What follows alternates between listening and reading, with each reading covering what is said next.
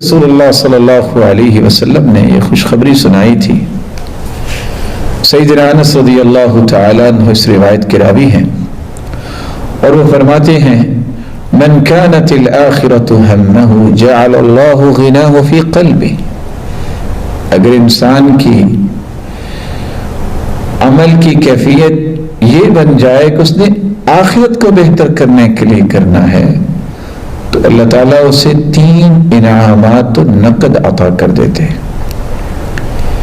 پہلا انعام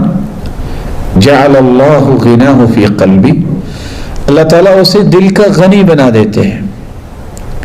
کیا مطلب دل کا غنی؟ وہ اپنے اس کام پہ اس قدر مطمئن ہوتا ہے، اس کو دنیا جہان کے اعمال سے اتنی خوشی نہیں ملتی جتنی اس عمل سے خوشی ملتی ہے، پھر اس خوشی میں وہ دنیا کی تمام خوشیوں کو بھول جاتا ہے، اور اس خوشی کے سامنے دنیا کی تمام خوشیوں کو جو خواہشات کی تکمیل سے انسان سمجھتے ہیں ملتی ہیں، ان کو ہیچ اور نیچ سمجھتا ہے۔ وَجَمَعَ لَهُ شَمْلَهُ، اس خلوص نیت سے کیے گئے کام کی وجہ سے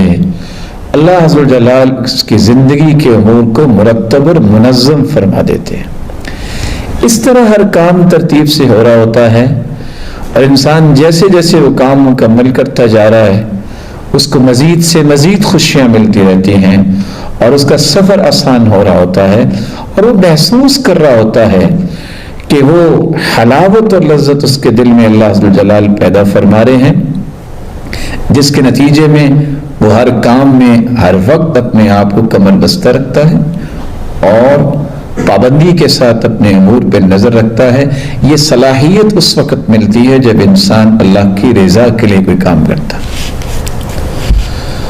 وَأَتَتْهُ الدُّنْيَا وَهِيَ رَاغِمَةٌ، اور تیسرا انعام اسے ملتا ہے جس پہ اکثر کائنات کے لوگ پریشان ہو جاتے ہیں کہ ٹھیک ہے اخلاص کے ساتھ ہم کام کریں گے، دل کا غنا انسان کو ملے گا اور کام تو مرتب ہوں گے، لیکن زندگی کی گاڑی کیسے چلے گی؟ رسول اکرم صلی اللہ علیہ وسلم نے یہ خوشخبری سنائی ہے، وَأَتَتْهُ الدُّنْيَا وَهِيَ رَاغِمَةٌ، دنیا اس کے پاس اس طرح آتی ہے جس طرح مالک کے سامنے لگام ڈال کر سواری کو پیش کیا جاتا ہے۔